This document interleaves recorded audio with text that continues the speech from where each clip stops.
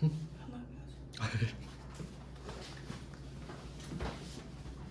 이렇게 유동과 비유동을 구분해봤어요. 아주 중요하고 기초적이지만 아주 중요한 내용입니다. 그러니까 이론상으로는 대답하기가 되게 편한데 그냥 뭐 유동 비유동 뭐냐 1년 근데 그건 정답이 아니라 이거죠. 보고 기간 말로부터 1년 결론 내년까지. 그러면 결과만 생각하세요. 그럼 이런 거예요. 내가 철수한테 돈을 빌려줬는데 2026년 1월 1일에 돈을 받는 거예요. 그러면 뭐예요? 2026년 1월 1일에 돈을 받기로 한 대여금. 장기입니다. 내년이 아니잖아요. 2026년은 내후년이죠. 하루 차이로 장단기가 바뀌어버린다고. 근데 어쩔 수 없지만 경계가 있긴 있어야 되잖아. 그 경계가 내년 말이다. 이렇게 보시면 돼요. 자, 좀 디테일하게 설명을 드렸고요. 이제 좀 포괄적으로 다시 가겠습니다. 네, 그러면 유동자산, 비유동자산 나눴고 유동자산에 또 뭐가 있습니다. 이렇게 계속 세분화 되는데요. 여기서 첫 번째가 당좌 자산입니다. 아마 회계를 배우시면 회계에서 처음 듣는 단어가 될 거예요. 당좌 자산. 근데 뭐 제 생각에는 그냥 그 정도의 뜻인 것 같아요. 당장 쓸 수 있는 계좌 뭐 이런 느낌. 지금 당장 쏠 수 있는 총알 현금이죠. 자산 중에 이제 끝판왕은 현금 아니겠어요? 현금. 같은 금액이어도 현금이 힘이 제일 세죠. 그러면 이제 당좌 자산이 있고 재고 자산이 있습니다. 재고 자산은 많이 들어보셨죠? 여러분 옷가게 가서도 요거 105 사이즈 재고 있어요? 이런 말 쓰죠? 재고가 뭡니까? 창고에 존재한다고. 창고에 존재하냐고. 재고 있냐고. 그게 재고 자산이죠. 왜 창고에 있냐? 팔려고. 그래서 제가 어제 한번 말씀드렸죠. 회계에서는 what이랑 y가 있는데 뭐 쓴다 그랬죠? y. what은 무조건 x예요. y를 쓴다고 했습니다. 그러면 물어볼게요. 야, 너 재고자산 왜 갖고 있어? 팔려고. 그 정답입니다. 100점짜리 정답이에요. 목적, 판매.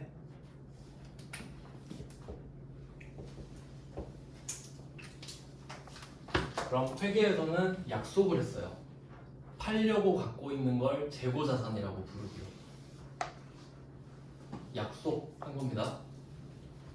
어제 제가 신발로 예를 들었죠? 그럼 신발이 2개 창고에 있어. 그럼 그게 2개 다 재고자산이냐? 아니죠. 신발은 what이죠. 이거 뭐야? 신발. 그게 아니죠. 하나는 신으려고, 하나는 팔려고. 그래서 하나는 유형자산, 하나는 재고자산이라고 그랬지. 그 하나. 실제로 창고에 있지 않아도 돼요. 근데 주로 창고에 보관을 하니까요. 그래서 재고자산, 당좌자산 2개밖에 없습니다. 그래도 이건 좀 다행이에요. 근데 뭔가 좀 허전하죠? 당좌자산은 안 적었잖아요. 이 원리도 중요해요. 지금 유동자산에 그룹이 2개 있죠. 소그룹 2개 있죠.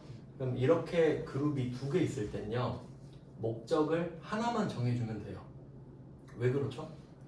얘는 나머지로 퉁치면 되니까. 맞잖아요. 자, 그럼 유동자산 모여라 이렇게 해요. 그러니까 말 그대로 기타 등등 맞아요. 그러면 이렇게 하는 거지. 자, 유동자산 모여라 하면 이미 나한테 있는 것들과 내년까지 들어올 것들이 모이겠죠. 그럼 쫙 모인 거예요. 그리고 정리해줘요. 야, 너 판매 목적 일로 와. 쫙 모였죠. 그럼 기타 등등 있죠. 걔네들 뭐라 부르면 돼요? 너는 당좌자산이야? 네 하고 있으면 되지. 뭐하러 2개를 다 정합니까? 이게 왜 그러냐면요, 그룹이 이렇게 있는데 2개를 애매하게 정하면 어떻게 돼요? 찌꺼기가 남잖아요. 그럴 이유가 뭐 있어? 2개면 깔끔하게 하나와 나머지 하면 되지. one others 끝입니다. 그래서 당좌자산은 그냥 이렇게 찌끄레기가 돼버렸어요. 근데 잘 보시면 재고자산은 좀 더 그 기억에 잘 남아요. 그냥 뭐 팔려고 했구나. 근데 위치 보세요. 당좌자산이 위에 있죠. 이제 그 이유가 있어요. 이걸 쓰는 순서가 있거든요. 쓰는 순서가 뭐냐면 유동성 순서입니다. 이제 또 어려운 말 나오죠. 하지만 쉽게 풀어드릴 겁니다.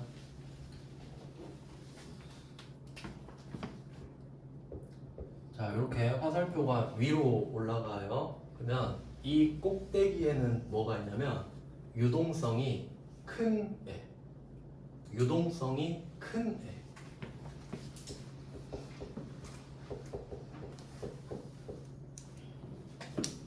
네, 그냥 한글로. 유동성이 큰. 그러면 맨 밑에는 누가 오겠어요? 유동성 작다. 제일 작은 애가 오겠지. 제일 작은 애. 자, 이제 뜻을 한번 해석해 볼게요. 그 막 경제 뉴스 같은 거 보면요, 유동성 위기 뭐 있단 말 나와요. 뭐 들어보셨을 수도 있어요. 유동성 위기가 뭐냐? 돈이 없다예요. 현금이 없다고. 그러니까 뭐 이런 것들을 좀 알고 계시면 되는데, 그 혹시 이런 말도 있어요. 흑자도산. 흑자도산 뭐 이런 말도 있습니다. 흑자 적자는 들어보셨나요? 흑자가 좋은 거예요, 나쁜 거예요? 좋은 거. 적자는 나쁜 거. 그 뜻이 뭐냐면 지금 이거 무슨 색깔이에요? 검은색이죠? 이거 무슨 색이에요? 빨간색이죠? 좋은 건 검은색으로 적었고 마이너스 나면 빨간색으로 적었거든. 흑자 적자 맞죠? 흑자 적자. 그러니까 빵꾸 나면 적자라 그래요. 실제로 한자 찾아보세요. 검을 흑, 붉을 적입니다. 그래요. 그러면 흑자도산이 말이 되나 생각해요. 도산은 딱 봐도 파산이죠. 그럼 망했다는 소리예요. 그럼 보세요. 왜 흑자인데 도산가요? 현금이 없어서. 이게 그 되게 중요한데 그 아직 우리가 그 정도 수준은 안 됐지만요. 이걸 한번 생각해 볼게요. 여러분이 그 상품 매출은 했었죠? 상품 매출. 어제 막 매출 원가 하지 않았나? 자, 이렇게 한번 해볼게요. 상품 매출 1억 해보겠습니다. 부가가치세는 안 배웠으니까 그냥 재무회계상으로 상품 매출 1억입니다. 이거 성분 기억나세요? 수익이에요. 수익. 이거 외우는 게 편해요. 외워져요. 자, 이거 이해되시죠? 그러니까 여러분이 1억짜리 물건을 팔기로 계약을 끝냈어요. 그 물건 보냈다고 할게요. 그럼 우리 머릿속에 뭐 있어요? 아싸 1억 벌었다. 수익이죠? 이건 증가가 될 겁니다. 근데 외상을 하겠을 때 실제로 외상이 주를 이룹니다. 그럼 아직은 안 배웠지만 그냥 뭐 매출 채권 뭐 이렇게 쓰거든요. 아직 안 배웠으니까 대충 제가 그냥 매출 채권 이렇게 쓸게요. 이건 개정 과목은 아닙니다. 그냥 개념이에요. 매출은 했는데 돈을 아직 못 받아서 돈을 받을 권리가 있는 상태라는 뜻이에요. 약간 대여금이랑 비슷하지. 돈을 받을 권리는 있는데 받지 못한 거야 지금. 1억. 그럼 뭘 해야 될 것 같아요? 내가 물건을 한두 군데 팔까? 근데 돈 아직 못 받았죠. 이름을 그렇지, 이름 써야죠. 누구한테 받을 건가? 자연스럽게 이렇게 생각이 나는 겁니다. 거래처 쓰는 걸 외우는 게 아니라 내 돈을 지금 못 받았잖아요. 그럼 누구한테 받기로 했는지 써야지. 그래서 여러분 문제 푸실 때 거래처가 안 나와 있잖아요. 그럼 이렇게라도 쓰세요. 연습하세요. 없어도 그냥 만들어 버려요. 여러분은 관리하셔야 돼요. 알겠죠? 문제에 이끌려 다니지 말고 여러분 그냥 실무 생각하고 하라고. 문제에서 안 좋네? 그럼 A한테 받아야겠다. 쓰세요 그냥. 습관을 시켜야, 습관을 들여버려야 돼. 자, 그럼 이거는 성분이 뭐죠? 자산이죠. 받아야 되니까. 자, 그럼 이제 볼게요. 수익이 1억이 늘었네요. 흑자예요, 적자예요? 흑자죠. 근데 나도 빚이 있겠죠. 매입 채무도 있을 거고 빚도 있겠지. 자, 그럼 돈 받았어요? 못 받았어요? 근데 이 상태에서 누가 나보고 8천만 원 갚으래. 마이너스 8천. 자, 근데 갚았죠? 근데 수익은 났죠? 돈이 없어. 현금이 없어. 현금 없어. 유동성 위기 온 거야. 그럼 어떻게 돼? 흑자보상. 이렇게 외상 계속 찍는 거예요. 외상 계속 찍어요. 그럼 수익 계속 늘어나지. 그럼 남들이 보기엔 아, 수익이 어마어마하네. 근데 보니까 현금이 없는 거야. 근데 얘도 은행에서 빚 갚으라고 막 하죠. 원재료 판대서 돈 달라고 할 거 아니야.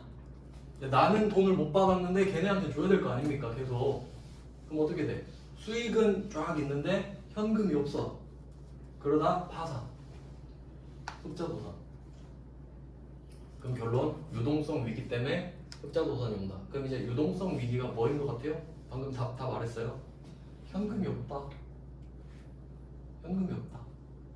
그럼 왜 현금이 없다고 하면 되지? 원래 그냥 좀 가오가 있잖아요. 그런 데에서는 돈 없다 그럼 멋 없으니까 유동성 위기가 왔다 이렇게 품위 있게 말해주는 거예요. 망할 때도 멋있게. 그러면 유동성이 가장 큰 게 현금이라고 했죠.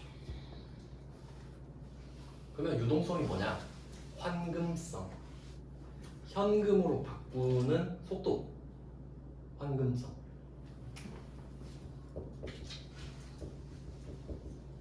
그러니까 유동성이 가장 큰 게 현금이니까 그냥 현금을 유동성이라 해버립니다.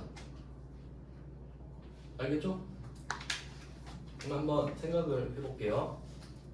세 개가 있어요. 여러분한테 1억짜리 자산이 3개 있습니다. 첫 번째 현금 1억 있고, 두 번째 삼성전자 주식 1억 원어치. 시가는 뭐 크게 변하지 않는다 할게요. 대충 1억이야 팔면. 삼성전자 주식. 그리고 세 번째 저기 광주 변두리에 땅 1억 원어치. 셋 다 1억입니다. 1억. 팔면 1억에 팔 수 있어요. 다. 자, 근데 여러분이 이 셋 중에 하나 골라라. 뭐 갖고 싶어요? 1번 현금. 왜 그렇지? 바로 제일 바로 사용하는 아무거나 살 수 있잖아요. 아무거나. 그럼 얘네들은 왜 좀 꺼려지죠? 시간이 언제? 걸려. 현금으로 바꾸는데 시간이 걸리잖아. 그럼 결론은 뭐다? 난 현금이 갖고 싶을 거야. 맞죠? 그러니까 항상 기준을 현금화로 할 때 얼마나 걸리지 이거 기준이 되는 거지. 현금이 가치가 제일 높으니까. 그러면 여기서 환금성이 큰 거부터 나열하면 현금이 1번, 삼성전자 주식도 삼성전자 주식은 왜 안 되냐면 내일 팔아야 되죠. 오늘 못 팔지. 오늘 장이 안 열리잖아요. 그것도 묶여 있는 거예요, 돈이. 땅은 이건 미지수죠. 뭐 팔릴지 안 팔릴지. 그럼 약간 얘는 비유동으로 가는 거예요. 알겠죠? 어떤 느낌인가? 그래서 이렇게 말장난 칩니다. 왜냐면 여러분이 이제 어떤 공부를 하시든 간에 이걸 알고 계신데요. 어떤 전문가 집단이든 간에 무조건 말을 어렵게 만듭니다. 왜 그런지 아세요? 진입장벽을 높이는 거예요. 그냥 돈 없다고 하면 되는데 황금성 막 유동성 위기 왔다 해버리죠. 못 알아먹으면 꺼지라 이거예요. 그냥 어느 집단이나 그래. 어느 집단이나. 그러니까 아는 게 힘이에요. 알겠죠? 그러니까 진짜 알아야 된다고. 아는 척하는 게 아니라. 그래서 황금성이 제일 큰 건 현금이지. 자, 그러면 현금은 유동자산이겠죠. 자, 그러면 현금은 어디에 있을까요? 찍어봐. 동전 통조자산이지. 왜? 현금을 누가 팔아요? 현금을 어떻게 팔 거야? 현금은 파는 자산이 아니죠. 그러니까 당조자산인 거야. 그럼 여러분은 알고 있는 거야 이제. 현금이 당조자산인 걸. 맞잖아요. 그게 아는 거라고요. 정확하게. 그러면 왜 순서가 이렇게 됐냐 하면 재고자산은 목적이 뚜렷하죠. 근데 이거 현금 바꿀 때 시간 걸리지. 얼마나 걸릴지 어떻게 알아요? 모르지. 그럼 왜 유동자산일까요? 그리고 내년까지 안 팔릴 수도 있잖아. 바람. 아, 내년까지는 팔려야 할 텐데. 아, 그렇잖아요. 어쩔 거야. 그럼 이거 비유동으로 빼버릴 거야? 아 그래도 주주들도 뭐 내년까지는 팔리지 않겠냐 그 정도에 동의하죠. 이해돼요? 그냥 뭐 그런 같다 하시면 돼요. 그럼 바람도 섞여 있어. 100% 사실을 기재할 수 없습니다. 아시겠죠? 뭐 이렇게 분류가 되는 거예요.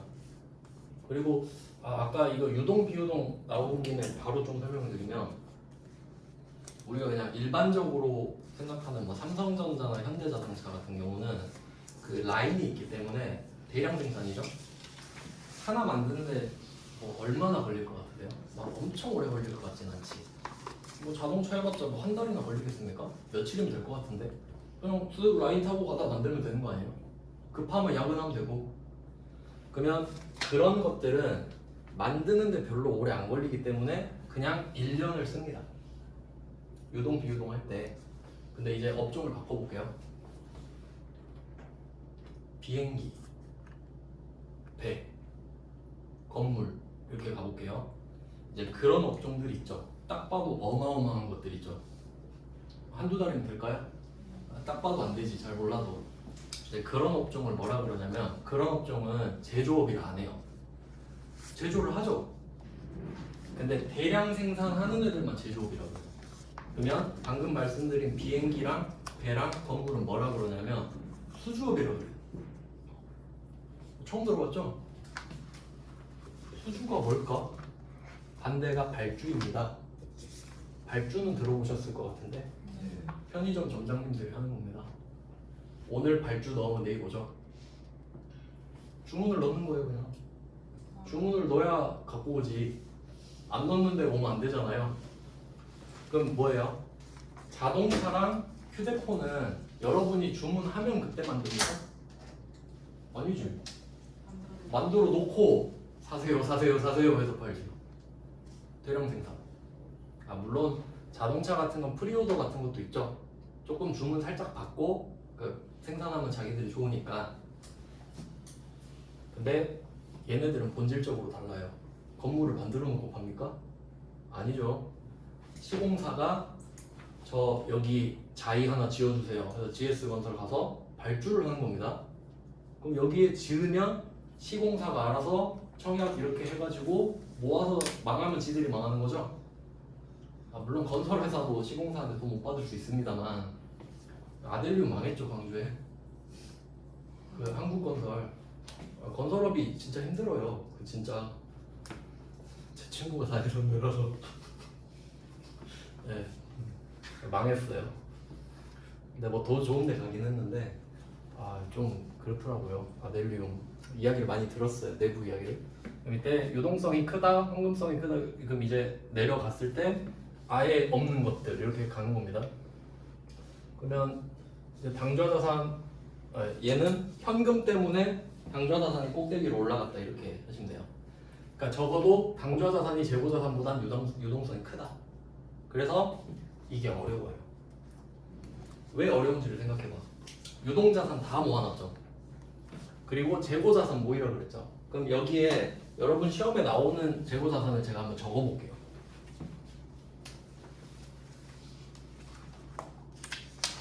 상품, 제품, 이 정도는 그냥 그러려니 할 수 있죠. 근데 원래 제품을 만들려면 내가 제조를 한 거기 때문에 처음에 사올 때는 원재료라고 말씀드렸죠? 원재료 갖고 있겠고 제공품 덜 만들어진 거 제공품 이 정도일 거예요. 여러분 장부에 있는 재고자산이 이 정도일 거라고. 그러면 유동자산 모여라 했는데 재고자산 일로 오세요 하니까 이 4명만 쏙 빠져나왔죠. 그러면 당좌자산이 훨씬 더 많지 않을까요? 잘 몰라도 엄청 많겠죠? 이거 4개 빼고 다니까. 그럼 얘네들은 잡탕이에요. 잡탕이야. 성격이 다 다른 애들이 막 모여있는 거야. 이유가 재고자산이 아닌 애들이니까. 알겠죠? 그러니까 이걸 제가 왜 말씀드리냐면 처음에 당좌자산부터 배울 거 아닙니까? 순서상으로. 근데 일관성이 없다고. 배우는데 갑자기 막 와리가리 튼다고요. 현금 하다가 갑자기 대여금 하다가 매출 채권 하다가 막 그래. 근데 공통점이 없다 그랬죠. 이유? 재고자산이 아닌 애들이니까.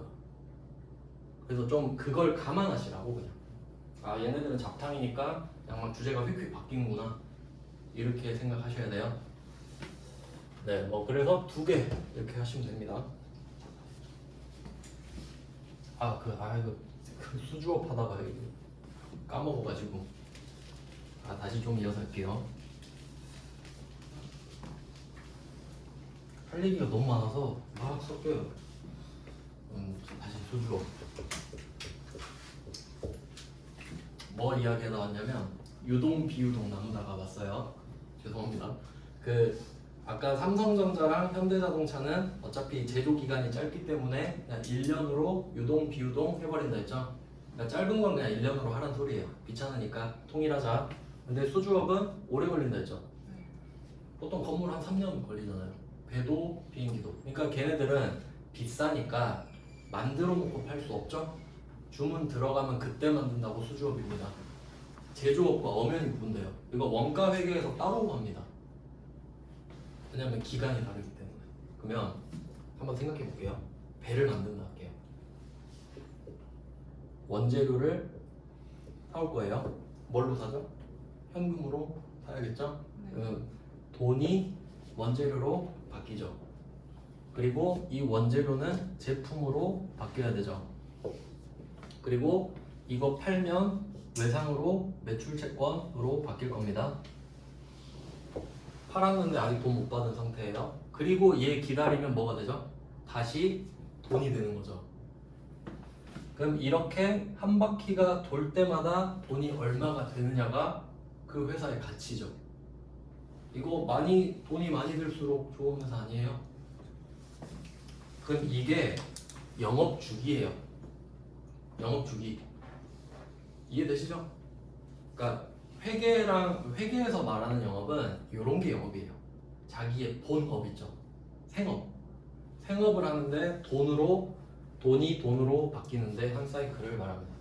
근데 이 원재료랑 제품 사이에 1년이 넘어버려. 배, 비행기, 건물 이게 막 3년 돼버리는데 어떻게 해요? 그럼 얘네들한테 너네는 1년 유동해라 그러면 씨알도 안 먹히는 소리죠? 저희는 만드는데 3년인데요 이래버린다고. 그러면 대충 요 한 사이클이 4년이라 합시다. 4년. 그럼 이 회사 있죠? 이 회사는 유동 비유동 나누는 게 4년입니다. 납득돼요? 말 문제로 나와요. 문제 나오니까 말하는 거예요. 그러니까 유동 비유동은 2개의 기준이 있다고. 1년 또는 영업주기. 그럼 영업주기는 언제 말해요? 1년 넘을 때 말하는 거지. 말 문제로 됩니다. 그럼 이렇게 되는 거예요. 유동과 비유동을 나누는 기준은 1년이다. 맞는 말이야. 맞죠? 그러면 유동과 비유동을 나누는 기준은 1년 또는 영업주기다. 맞는 말이에요. 이렇게 구분하셔야 돼요. 알겠죠? 부분만 말해도 정답, 다 말해도 정답이지. 말 문제가 그래서 어려워요. 일단 다 알긴 하셔야 돼요. 그래서 영업주기라는 것도 한번 기억해 놓자. 보고기간 종료일로부터 1년인 회사도 많고 영업주기인 회사도 있구나. 왜냐하면 1년이 넘어갈 수도 있으니까 정도로 생각을 할게요. 요건 살짝 지역적인데 한번 들으면 뭐 어렵진 않죠.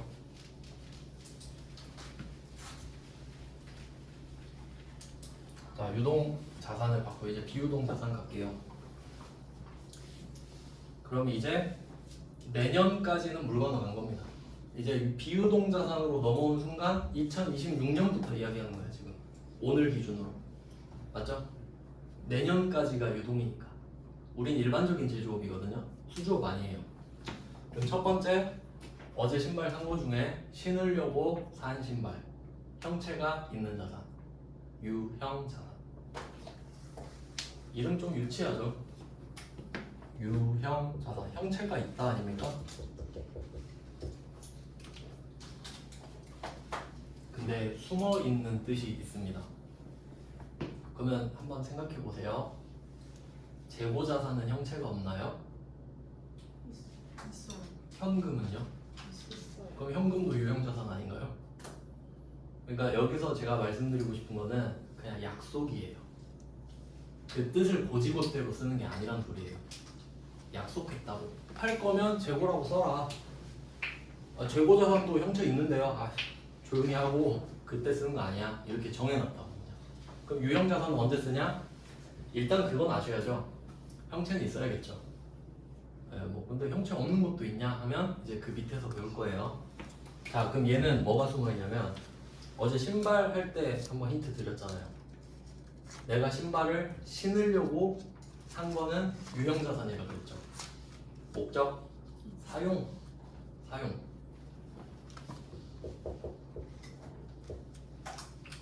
사용 목적인데 형체가 있는 것, 그리고 내후년 뒤에까지 쓸 거.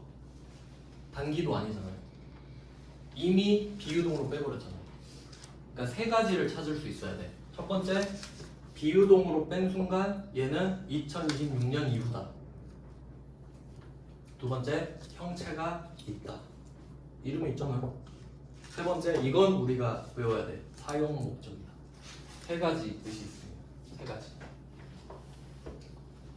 그러면 여러분한테 있는 가장 대표적인 유형 자산, 휴대폰.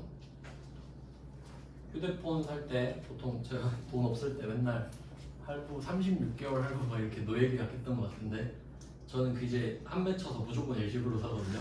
현금으로 딱 내거든요. 근데 돈 없을 때 막 36개월 할부 많이 하시잖아요.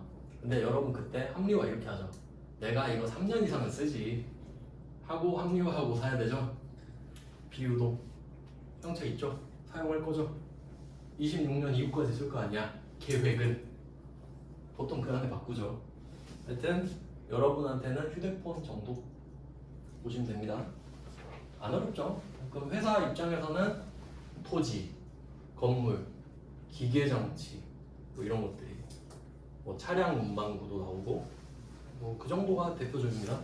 그 다음에 형체가 있으면 없는 애도 있어야겠죠. 구색 맞춰야 되니까. 무형자산. 형체가 없대요. 근데 얘는 유형자산 짱친이기 때문에 목적이 똑같아요. 형체가 있냐 없냐로만 나누고 얘도 사용입니다.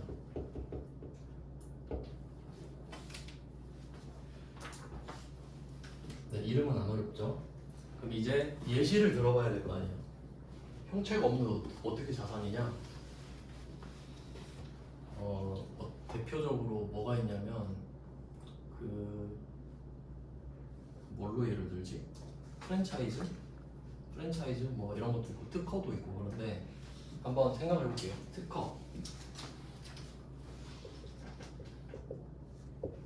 들어보셨죠? 특허권을 출원했다 뭐 이런 거. 특허는 특별히 허락된 거예요. 나만. 그러니까 보통 발명품에 하는 거죠. 특허. 이게 가장 많이 쓰이는 데가 제약회사. 그 코로나 뭐 때문에 뭐 화이자랑 유명해졌잖아요. 화이자는 원래 유명했어요. 왜 유명한지 아세요? 비약으로 만든 데잖아. 유명합니다. 그러면 만약에 백신을 내가 최초로 개발한 거야. 이거 대박이죠? 특허 출원했어. 그러면 특허 출원을 한다는 건 뭐냐면 법적으로 보호해줘요. 앞으로 몇 년 동안 너만 만들어라. 독점입니다. 아무도 못해요. 법으로 보호해버립니다. 보통 막 15년, 20년 이렇게 떨어져요. 그러니까 그 화이자가 비약을 만들었다 했잖아요. 그게 끝났어요. 그러면 그거 끝나면 어떻게 되냐면 공개해야 돼, 레시피를. 그럼 그것도 약간 딜레마죠. 그래서 어떻게 되냐면 옆에 있는 회사들이 싹 다 만들어요. 같은 성분으로. 그게 바이오시밀러예요. 혹시 그 삼성 바이오로지스라고 들어보셨나? 삼바로. 그런 뭐 바이오로지스 이런 들어가는 회사 있죠. 그런 데가 그 특허 끝나면 똑같이 만드는 회사예요. 바이오시밀러라고. 그냥 그것도 돈이 돼요. 그래서 특허는 그렇게 단점이 있는 거예요. 몇 년간은 보호를 받지만 끝나면 풀어야 되죠. 그래서 특허 출원 안 하는 거 유명한 거 하나 있는데 코카콜라 제조법. 아무도 모릅니다. 아, 왠지 아세요? 왠지 알겠지 이제? 네. 특허 출원 안 했겠지? 네. 평생 혼자 해먹으려고. 그럼 법으로 보호 안 해주는데? 하지마, 내가 지킬게. 내가 공개 안 하면 되잖아. 누가 알아내면 어쩔 수 없고. 이해되세요? 장단이 있어. 특허는 몇 년간만 보호해줘. 그러면 만약에 내가 백신 개발해서 15년 특허 받았다 할게요. 그럼 15년 동안 무형자산이야. 이해되시죠? 그런 느낌이 무형자산이에요. 그러니까 그건 뭐냐면, 그러니까 여러분이 삼성전자 딱 봤을 때 그냥 뭐 갤럭시 만들고 그런 회사 같잖아요. 특허 어마어마하게 많죠? 안 보이잖아. 그걸 왜 말합니까? 그러니까 애플이랑 갤럭시 그 삼성이랑 경쟁하잖아요. 걔네 둘이 특허 쫙 쌓아놓고 하나씩 풀잖아. 숫자 하나씩. 그래야 팔리죠. 계속 하나씩만 추가해서 팔잖아. 계속. 그렇게 돈 벌죠 서로. 그런 게 특허입니다. 그리고 뭐 프랜차이즈 이런 것도, 뭐 BBQ 이런 거 있잖아요. 그러니까 만약에 제가 이제 치킨 장사를 하고 싶어요. 나 이제 문과 나와서 할 것도 없고 치킨집이나 해야겠다. 그래서 이상형 치킨집 아무도 안 시켜 먹어. 망해요. 그래서 생각을 해보니까 BBQ 본사에 전화해. 저 BBQ 간판이랑 좀 그 메뉴 좀 쓸 수 있을까요? 하면 그 본사 있죠? 그 본사가 프랜차이저입니다. 본사. 그리고 이 밑에 가맹점들 있죠? 그럼 뭐 하냐면 회비를 내. 회비. 삥 뜯죠? 자, 한 달에 얼마씩 내세요. 그럼 우리 간판 쓰게 해줄게. 우리 메뉴 팔게 해줄게. 이런 겁니다. 편의점도 똑같죠? 그러니까 어디를 가나 있는 것들이죠. 버거킹, 뭐 맥도날드, GS, 뭐 25 편의점 이런 것들 다 프랜차이즈잖아. 그럼 그거 어떻게 한 거예요? 다 회비 내고 매출액 얼마 헌납하고 그거 간판 쓰는 거 아닙니까? 그러니까 그 브랜드를 쓸 수 있는 권리를 내가 회비 내고 산 거잖아. 그게 프랜차이즈. 그럼 이 사람들은 프랜차이즈예요. 알겠죠? 그럼 내가 프랜차이즈면 무형권이 그 무형자산이 있는 거지. 내가 돈 내고 이거 간판 쓸 권리를 샀으니까요. 알겠죠? 그리고 요거는 우리 시험이랑은 관련 없는데 그 연예계 쪽 이야기를 좀 해드리면 그냥 이해하시라고. 이런 게 더 와닿잖아요. 제조업 하면 재미없는데 연예계 하면 좀 낫잖아요. 엔터테인먼트 가면 전속 계약 들어보셨어요? 네. 이거 진짜 무서운 건데 그 뭐 지금은 한물 가셨지만 빅뱅 아시죠? 빅뱅이 제가 알기로는 5년 YG랑 5년 전속 계약하고 50억 받았습니다. 그럼 그 내용을 한번 볼까? 그러면 YG에서 빅뱅한테 얼마 준다고? 50억을 줍니다. 계약이에요. 그럼 이 YG한테 이 빅뱅을 이래라 저래라 할 권리가 5년 동안 생긴 거예요. 무형자산입니다. 맞죠? 그래서 그런 이제 저는 이제 연예계 별로 관심 없지만 그 이런 구조를 생각해 보면요. 연예인들이 데뷔하고 좀 몇 년 차 지난 것 같은데 갑자기 막 콘서트 엄청 많이 하는 경우 있어요. 그 계약 기간 끝나갈 때예요. 왠지 생각해 보세요. 50억 줬잖아. 그럼 이 사람, 이 YG는 무슨 생각하고 50억 줬어요? 뽕을 뽑으려고 한 100억 뽑아야겠다 이 생각하고 준 거 아니에요? 근데 4년 차 갔는데 아 좀 안 나왔어 돈이. 한 50억밖에 못 벌었어. 그럼 마지막에 스퍼트 올려야 되죠. 야 콘서트 돌아라. 1년에 12개 돌아. 성형도 시키잖아요. 성형해라. 저속계약이니까. 이겁니다. 어떤 느낌인지 아시겠어요? 그러니까 내가 이거를 독점적으로 사용할 수 있는 권리가 있는데 남들 눈엔 안 보여. 그런 게 무형자산이라고요. 알겠죠? 그런 느낌이라는 겁니다. 그러니까 뭐 유형 자산은 감가상각이라는 걸 해요. 사용하면서 가치가 떨어지니까 가치가 감소한다고 감가상각이라고 하거든요. 깎는 거를. 무형 자산도 그러겠지. 전속계약 5년 했으면 5년 엠빵 쳐서 10억, 10억, 10억, 10억, 10억 날리는 거예요. 비용 처리를. 그리고 번 돈은 수익으로 얻는 거고. 어떻게 돌아가는지 알겠죠? 대충 그냥 느낌만 보세요. 어차피 하나씩 다 하니까. 시험에는 전속계약 안 나오겠죠. 네, 그래요. 유무형이 있습니다. 그러니까 형체가 있고 없고의 차이를 말씀드린 겁니다.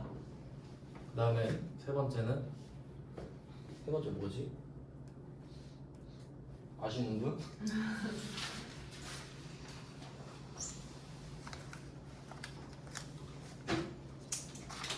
아 이거 순서를 잘못 적었구나. 죄송해요. 아 유형자산 위에 하나 더 있네. 죄송합니다. 새치기 좀 할게요. 위에 투자자산. 아 어쩐지 뭔가 이상하더라. 왜냐면 이 밑에 한 개밖에 없는데 네 개거든요. 새치기를 했습니다 지금. 그러면 투자자산이라는 게 있어요. 이거는 그냥 느낌 오시죠? 투자할 거예요. 목적 투자.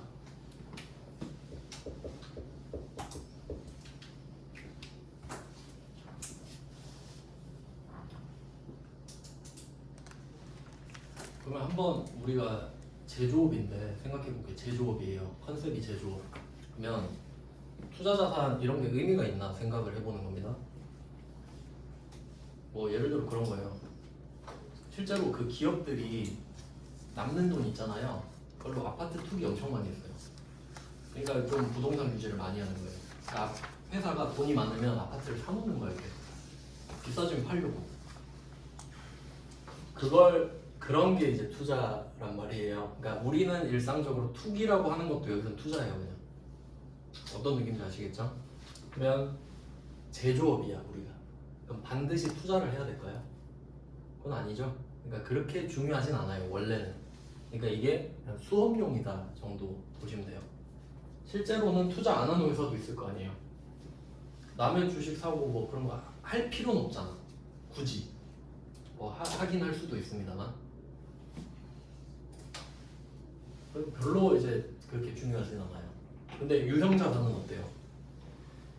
삼성전자 생각해봐. 건물 있어야 되지, 토지 있어야 되지, 차 있어야 되지, 기계 있어야 되지, 다 있어야 되잖아요. 근데 투자는 안 해도 되잖아. 그러니까 투자라는 말을요, 이거 구분하셔야 돼요. 우리가 설비 투자 이런 말 하죠. 그건 여기서 투자 아닙니다. 설비를 투자하는 건 그냥 유형 자산을 사는 거예요. 여기서 투자는 투기를 말하는 거고. 알겠죠? 비트코인 샀다 뭐 이런 게 투자라고 여기서는. 그러니까 엄밀히 따지면 제조업은 투자를 할 이유는 없습니다.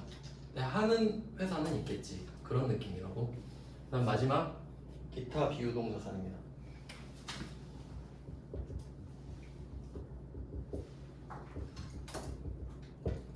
네 번째, 이게 4개 끝이에요.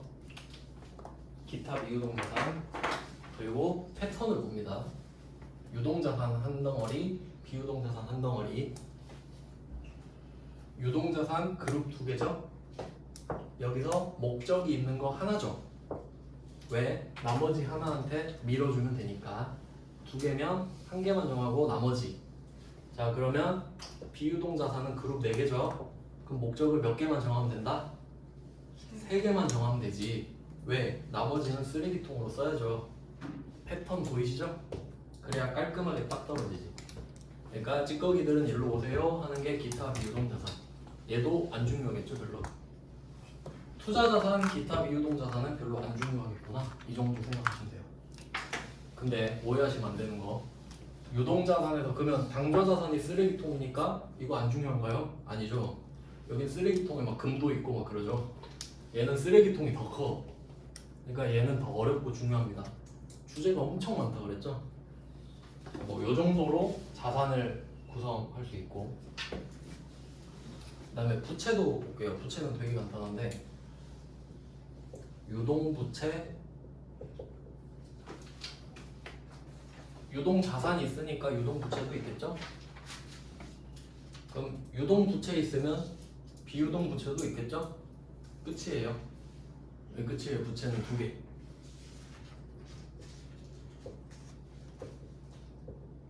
다행이죠.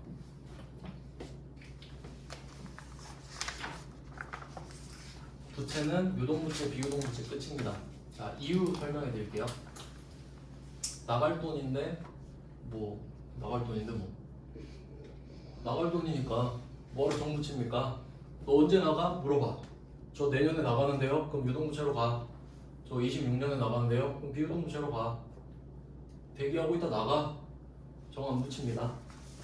나갈 돈인데 뭐 그냥 현금 나갑니다. 얘네들은 끝. 근데 얘네들은 관리해야지. 돈만 있는 게 아니라 막 물건도 있고 하니까. 그러니까 원래 회계라는 게 있잖아요. 회계 영어로 뭔지 아세요? 어카운팅.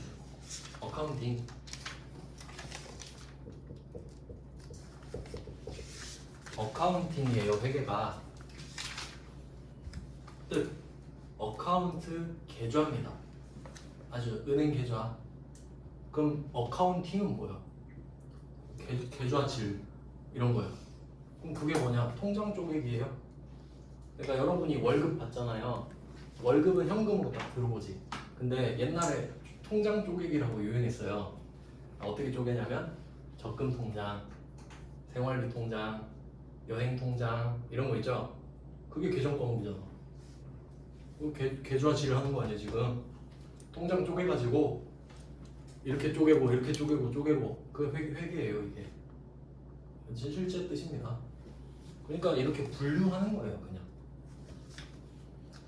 네, 이렇게 해서 부채도 다 받고 이제 자본은 자본 시간에 자세히 하지만 이름만 한번 보는 시간을 갖겠습니다. 자본은 너무나도 어렵기 때문에 틈만 나면 이름을 보여드릴 거예요.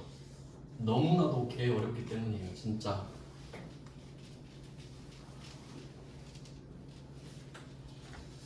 제가 알기로는 이제 경영학과에서 회계학과가 나오긴 했습니다만 거의. 왜냐면 회계학과가 경영학과보다 더 세죠. 저는 그런 자부심을 갖고 있어요.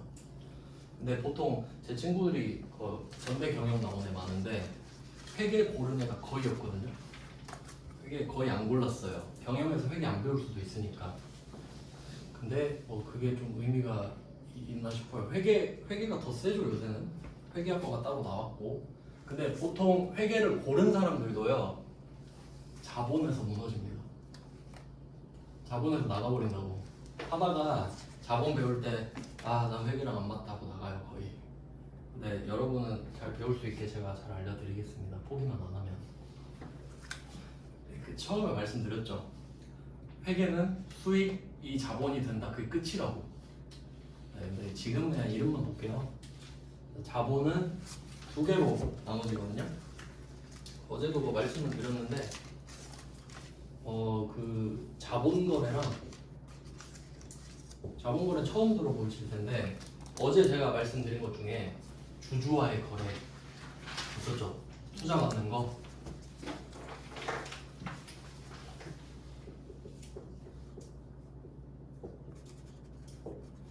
지금 이름만 볼 겁니다. 소개는 해야 되니까 여기까지 보고 오실게요. 자본 거래가 있고 손익 거래가 있습니다. 손익 거래. 근데 이걸 어제는 뭐라고 말씀드렸냐면 자본 거래는 주주와의 거래라고 말씀드렸고 주주한테 투자 받은 거. 쉽게 말하면 내가 주식 판 거. 손익 거래는 번 돈이라고 말씀드렸죠.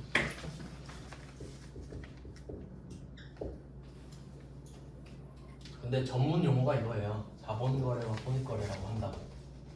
자, 그럼 이 안에도 그룹이 있겠죠? 이건 그냥 이름만 좀 익숙해지시라고 보는 거예요. 외우라는 게 아니라 그냥 계속 노출을 시켜드리는 겁니다. 자본 거래는 투자를 받은 거거든요. 3개가 있어요. 자본금, 자본잉여금, 자본조정. 자본금, 자본잉여금, 자본조정. 이렇게 3개가 자본 거래입니다. 이거는 한번 보여드리는 이유가 나중에 자본 거래에서 놀라지 마시라고. 미리 한번 보여주는 겁니다. 그냥 이거는 어떤 느낌 아니야. 지금 하면 너무 오래 걸립니다. 그냥 중요한 이름만 보면 자본금이라고 그 우리가 시드머니라고 하는 거 있죠. 시드가 씨앗이잖아요. 그러니까 이 시드머니가 무슨 뜻이냐면 씨앗을 심어야 작물이 나죠. 그러니까 극단적인 예를 들어볼게요. 그 옛날 속담에 그런 말이 있어요. 농부는 굶어 죽어도 종자를 베고 잔다, 베고 죽는다 이런 말이 있어요. 그 뭔 말이냐면 쌀 아시죠? 쌀? 우리가 먹는 쌀 있잖아요. 그 한 톨 한 톨이 씨앗 하나죠. 그거 키우면 쌀나무 되는 거 아시죠? 벼. 근데 우리는 이렇게 선택할 수 있는 거예요. 내가 지금 쌀이 딱 한 배에 있다고 할게요. 요만큼. 너무 배가 고파. 지금 일주일 굶었어요. 근데 이거는 씨드야. 씨앗이야. 이걸 농사를 지으면 쌀이 엄청 많이 나겠죠. 근데 지금 배고프면 이거 먹으면 어떻게 돼요? 농사 조지는 거죠? 그게 시드머니예요. 그러니까 죽어도 쓰면 안 되는 돈이 시드머니라고. 이걸로는 절대로 투자만 해야 된다고요. 그게 자본금이에요. 그러니까 한번 생각해 보세요. 그 주식을 판다는 거는 우리 회사의 가능성을 파는 거죠, 사실. 잘 될 것 같으니까 파는 거잖아요. 근데 주주들이 잘 될 것 같으니까 돈을 줬어. 주식을 사가지고. 근데 얘가 과자 사 먹고 있는. 막 차 사고. 뭐하냐? 이렇게 되죠. 그럼 주주들이 뭐라 그러겠어요? 엄청 욕하지. 그럼 주주들이 투자해 준 그 돈이 시드머니가 돼서 그 돈으로는 사업만 해야 되지. 과자 사 먹으면 안 되죠? 그런 개념이에요. 주주의 거래. 절대 까먹으면 안 되는 돈. 그게 이제 핵심이 자본금. 그리고 이거 단어 중요합니다. 잉여. 잉여 들어보셨죠? 네. 옛날에 잉여인간 이런 거 들어보셨나요? 그러니까 잉여는 어떻게 해석하셔야 되냐면 플러스 알파입니다. 그러니까 잉여인간이라는 말이 어떻게 나오는지 보면은 예를 들어서 어떤 마을에 어떤 그 사회에 100명이 있다고 할게요. 100명. 근데 이 사회에는 직업이 100개가 있어요. 그러니까 어떻게든 이 100명이 이 직업을 하나씩 골라 잡아서 살면 돼. 아시겠죠? 그래서 100개의 직업을 어떻게 다 나눠 가졌다고 합시다. 그래서 막 잘 살아가고 있어요. 이제 더 이상의 직업은 필요 없어. 이 사회에서. 자, 근데 여기에 한 명이 들어온 거예요. 한 명 들어왔죠? 플러스 알파죠? 그럼 이제 이 사람은 뭐 시킬까요? 아무것도 못 시키지. 여기 있는 애 쫓아낼 거예요? 안 되죠? 그럼 얘는 뭐 해요? 가만히 있지. 잉여인간. 잉여인간. 그런 뜻이에요. 근데 사람은 너무 많으면 죄악이죠. 사람은 솔직히 지구한테는 세균 아닙니까? 근데 회계잖아 지금. 100만 원이 있었어요. 만 원이 플러스 된 거야. 기분 어때요? 좋아. 회계에선 잉여가 좋지. 인간계에선 안 좋고요. 그러면 자본 잉여금은 뭐냐면 내가 생각한 주식 가격 있잖아요. 전문 용어로는 액면가액이라고 합니다. 참고로 말씀드리면 삼성전자 주식 있죠. 제가 주식 관심 안 가진 지 오래돼서 얼마인지 모르는데 몇만 원 하죠? 5만 원 이렇게 할 거 아니에요. 대충 하도 관심 없어가지고. 삼성전자 주식의 액면가액은 100원입니다. 100원이라고요. 알겠죠? 근데 삼성전자가 만약에 돈이 필요해서 주식을 발행한다고 할게요. 그럼 혹시 여러분한테 100원에 팔까요? 아니지. 지금 시장에서 5만 원에 거래가 되고 있는데 뭐하러 100원에 팝니까? 그럼 그 100원의 의미가 뭘까요? 최초 가격입니다. 처음에 100원이었어요. 처음에 100원에 팔았다고.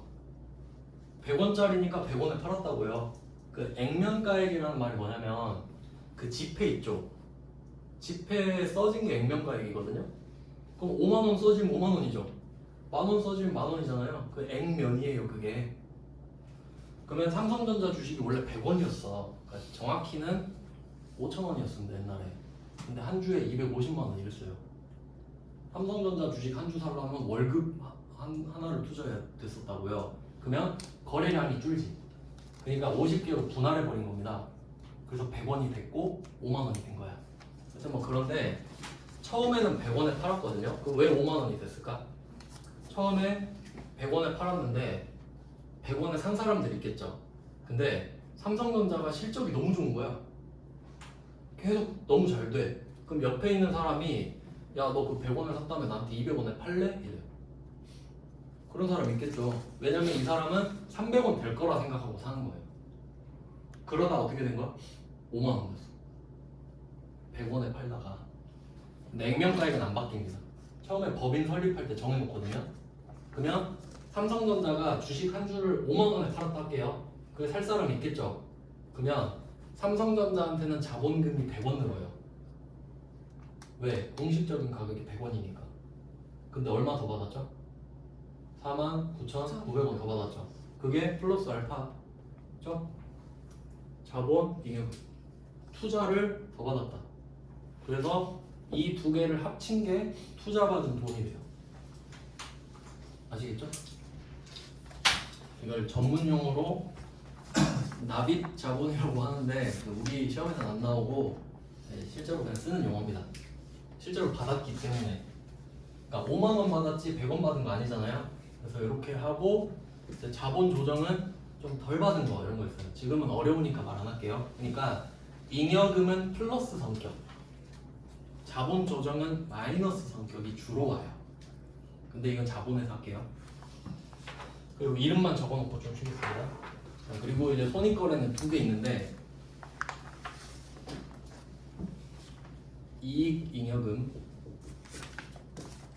이익잉여금이랑 기타 포괄 손익 누계액. 이익잉여금이랑 기타 포괄 손익 누계액. 이거 OCI라고 말씀드렸는데 기타 other comprehensive C I income 이렇게. 그래서 이 두 개가 되고요. 여기도 잉여 들어가. 그리고 얘가 NI고 얘가 OCI 이렇게 됩니다. 일단 이렇게만 적어두시고 4시 5분까지 쉴게요. 4시 5분까지.